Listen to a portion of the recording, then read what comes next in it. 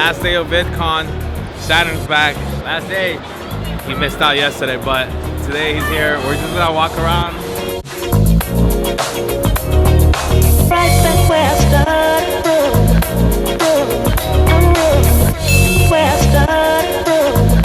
Oh, your love to me. Right back where I started from.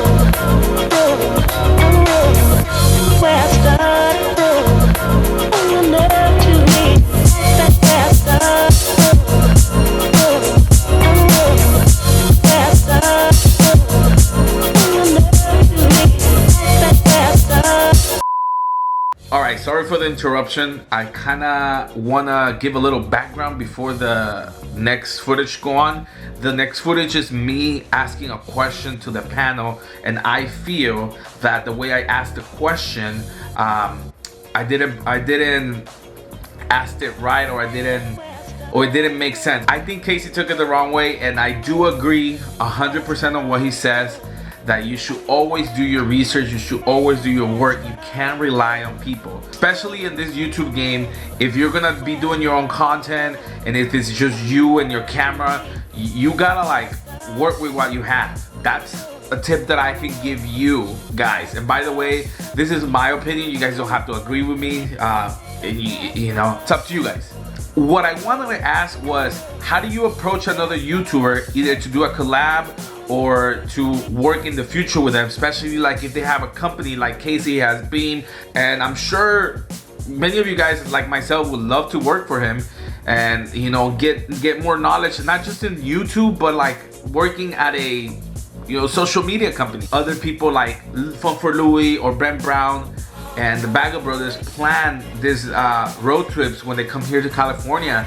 And what I wanted to know was, what was the right way to approach you or them, you know, the YouTuber? How do I approach you without coming out too strong and being a groupie, and see if we can work in the near future? And I think I just should have said that.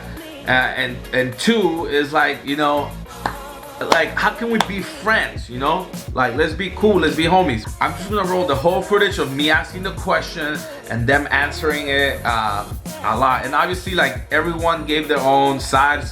I think someone got it, one of them got it, I completely forgot his name.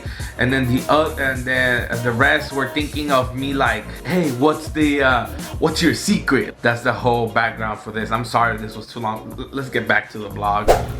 Hey guys, my name is Elias. I wanted to ask, as many of us are creators here, what is the best way for one of us to approach other creators and not be, or come off as a fan? Well, obviously we're fans, but we don't want to come off like too strong. Like to gain more like knowledge from you guys, or to have like a specific question. What do you mean, like when you run into somebody outside of VidCon, or do you mean like? Anywhere, especially here, because I know we saw your video and everybody's like, can I take a selfie, can I take a selfie? Or I love your videos. Many of us wanna ask like the specific question, like, what can you recommend for me or for my next video or something like that, you know? I feel like when I first moved out to LA, I was real thirsty. So whenever I went to things, people could smell it. It was like, oh wow, she really wants to like do something. And on the one hand, that can be off-putting, I found, as I've like kind of developed more of a, I don't know, EQ, ability to read a room, I guess. But also, it doesn't hurt to ask. Yeah, I like a slightly more jaded, cynical response, but it's the truth, which is just like, I probably get 500 or 600 emails a day, and, you know, handfuls of people personally asking me a day. And when you have that level of cadence, like, you start to recognize patterns. And I'm not being, it's not hyperbole when I say like literally every question's been asked. Somebody has asked me every single question. And I think that it gets frustrating for me. The reason why it gets frustrating is because like, there is no golden answer. Like there's nothing I'm gonna tell you where you're gonna be like, oh shit, I didn't realize that they have a million views tomorrow. That does not exist. So it becomes frustrating because it's like, to be on the receiving end of that, I feel like your expectation from me is that answer. Here's all you need to do. And it's bullshit, like it's not the way it works. My like really hard line response is ask Google. When I was trying to figure things out, I was trying to figure things out, going from like uploading once a month, uploading daily.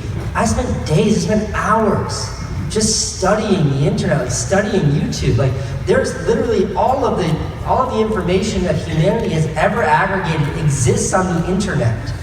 So don't be too fucking lazy to Google it and do the work yourself. You think you're gonna lean on some YouTuber that's gonna give some magic fairy recipes. I'm trying to figure out how to title my vlogs. I'm trying to figure out what thumbnails work. Today, I'm going through like a list of YouTubers that I think do better thumbnails than me, and I'm like, why? Like contrasting colors are so important. How does he do it every single time? Why are her titles so much better than mine? What's she touching on that I'm not doing? And if I'm doing that work, like do the fucking work. It's not fun. It's not sexy. And I say that knowing full well, like when I was 22 years old, like Spike Jones was my hero.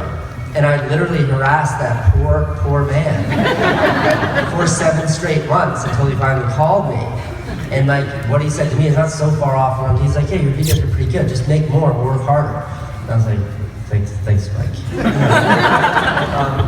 Obviously, we are all fans of their work and we love what they do, but there has to be a line like separating being a fan and being a YouTuber and trying to not trying to be like them, but be at their level to see you as equal. I was just wondering all that throughout the whole 3 days, like how do you approach? I mean, I was trying different things.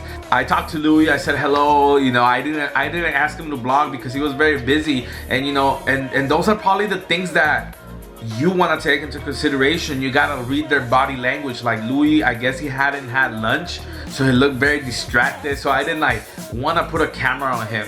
The other one was with Elixx from the Bagger Brothers. You know, we started talking to him when they went to Catalina Island, and the conversation was going great, and I didn't want to just put the camera in front of them, you know. I saw it mostly at the Samsung event, and that's the reason why I didn't vlog, and I was glad that my camera died, because everyone was in their face. Everyone was like, let me take a selfie, let me take a video, see what's up to my video. Like, what I want in the future is to like, either, you know, run into Casey or say, hey, what's up, man, how are you, Elixx, you know, good seeing you. Like, genuine stuff, like that's, like, I don't want like no fake stuff. And then another thing that I do is that I am completely honest with them. Like, I'm just having a regular conversation. Like, I say hello to the people that I know, to the people that I watch, and I tell them, hey, I like this video because blank, blank, and blank. I last year and this year I saw a lot of people be like, oh my god, I like your videos, you're cool. Like, why do you like my videos? It's the same thing when all these companies start approaching you saying like to sign up for the MCM, you know, and be like, hey, we think we can help you out. But why? Have they even watched your channel? Does this make any sense? If it doesn't make any sense, I'm sorry. But that was the whole gist of the question that I wanted to ask. Alright guys, so that's it. Thank you again for watching my video. If this is your first time being here on my channel, welcome. Please subscribe. I post videos every week. If you like this type of videos where like I talk to you guys in the camera, also let me know. I'm experimenting with my channel. I'm trying new things. I'm moving my hands too much. Yeah.